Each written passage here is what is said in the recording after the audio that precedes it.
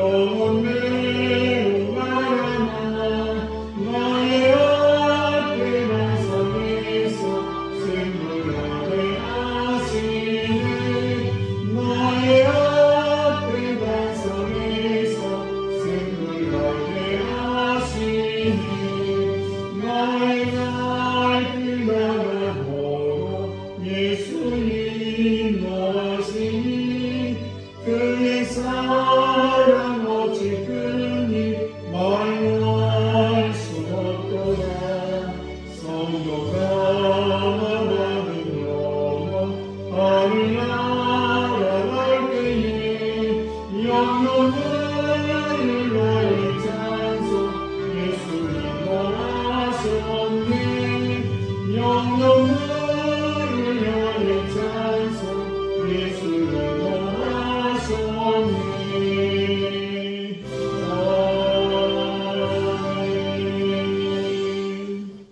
오늘 이 새벽 우리에게 주시는 말씀입니다. 고린도서 7장 9절에서 11절 말씀입니다. 고린도서 7장 9절에서 11절 말씀 제가 한 절 여러분 절 교독하겠습니다.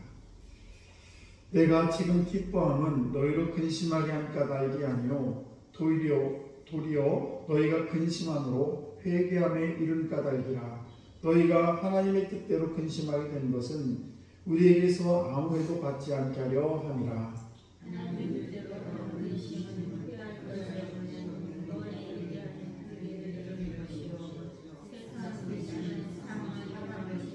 감사합니다. 하나님의 뜻대로 하게 된 이 근심이 너희로 얼마나 간절하게 하며 얼마나 번성하게 하며 얼마나 분하게 하며 얼마나 두렵게 하며 얼마나 사모하게 하며 얼마나 열심히 있게 하며 얼마나 변하게 하였는가.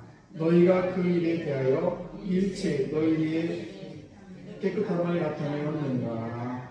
아멘. 기도하겠습니다. 하나님 아버지 참으로 감사합니다. 좋은 아침 주셔서 참으로 또한 감사합니다. 아버지 저희들 매사에 긍정적으로 생각할 수 있는 귀한 아침 되게 하시고 오늘도 하나님이 나에게 참겨진 하루를 아름답고 복되게 저희들 설계하여 아름다운 삶을 살아갈 수 있도록 은총 베풀어 주옵소서. 아버지 저희들 늘 말씀에 의지하여 좌로나 우로나 치우치지 않게 하시고 오늘도 들려주는 하나님의 말씀을 통해서 다시 한번 내 자신을 되돌아보게 하시고 다시 한번 주의 음성에 한 걸음 한 걸음 내딛는 귀한 영혼들 다 되게 주옵소서. 이 시간에 1000번 예물을 주 앞에 올려드립니다. 우리 김현희 원사님 귀한 자녀 최영석과 유경아 이 가정을 놓고 날마다 기도하는 가운데 있습니다. 살아계신 하나님께서 오늘도 이 가정을 기억하시고 악한 영이 틈타지 못하도록 날마다 성령께서 지켜 인도해 주시기를 원합니다. 그래서 오가는 모든 소식이 아름답고 복된 소식 오갈 수 있도록 주님 은총을 베풀어 주옵소서. 또한 우리 자녀들도 있습니다. 그 자녀들도 동일한 은혜로 베풀어 주시고 하나님의 은혜가 날마다 차고 넘치는 귀한 자녀들, 귀한 가정들 될 수 있도록 주님 오늘도 은총 베풀어 주옵소서. 감사드리며 축복하며 예수님 이름으로 기도드리옵나이다. 아멘. 네, 귀하고 복된 새벽입니다. 오늘도 이 귀한 새벽에 나오신 우리 성도 여러분 하나님의 크신 은총이 여러분에게 충만하시기를 축복합니다.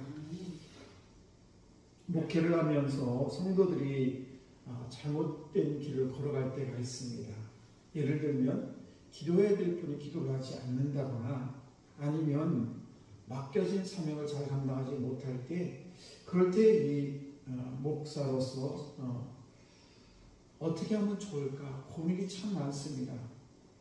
그럴 때 어떻게 사랑하는 마음에서 사실은 권면을 하고 싶은데 그 말을 하기가 참 어려울 때가 많습니다.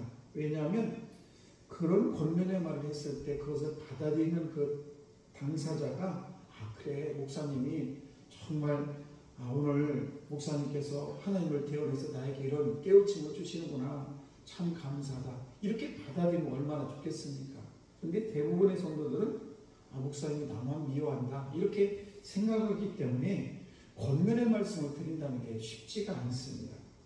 오늘 제가 이런 말씀을 드리냐면 오늘 사도 바울은 고린도 교회에 편지를 보내게 되는데 그 편지를 보내는 이유는 고린도 지역은 항구 도시였고 그리고 그곳에 많은 사람이 오가는 사람이 굉장히 많았을 뿐만 아니라 거기에 많은 사람들이 정말 하나님의 사람으로서 삶을 살기가 보통 어려운 그런 곳이 아니었습니다.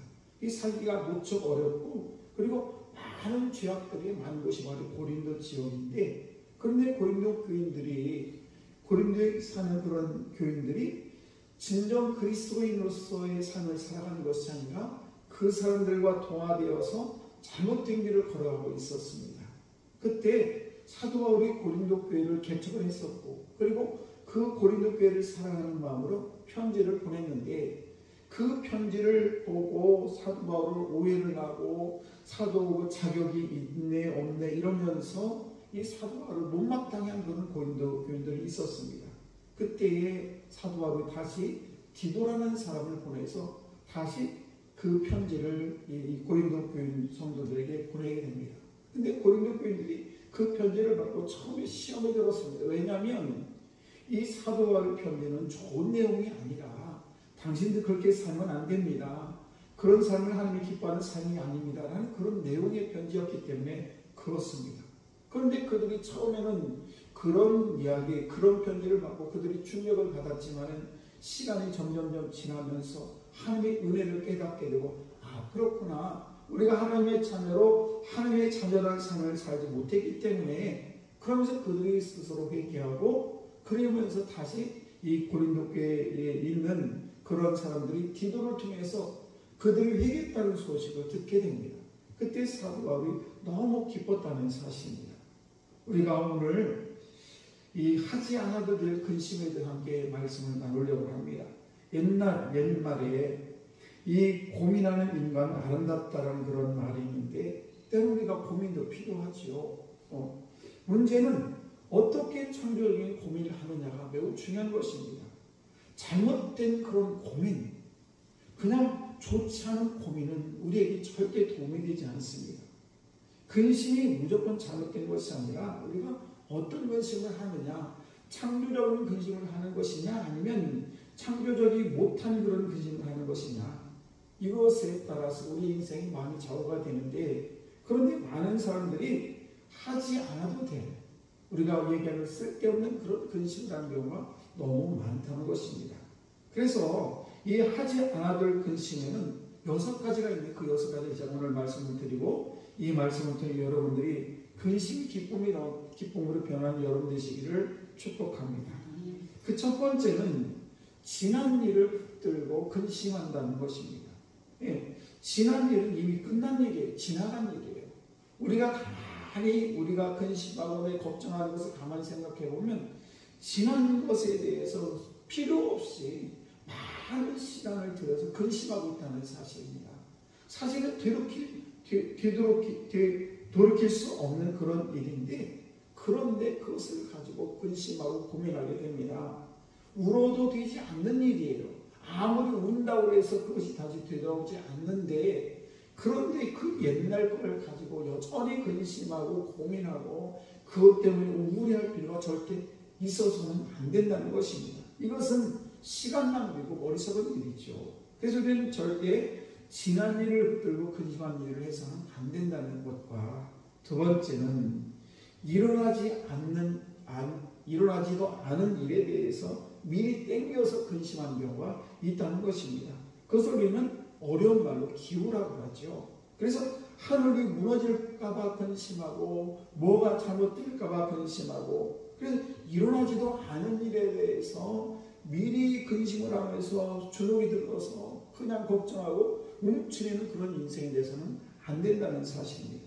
그래서 우리는 일어나지도 않을 일에 대해서 미리 근심하는 그런 어리석은 근심을 해서는 안 된다는 사실이죠. 세 번째는 뭔가 하면 자기 뜻대로 안 된다고 생각하기 때문에 근심한다는 것입니다.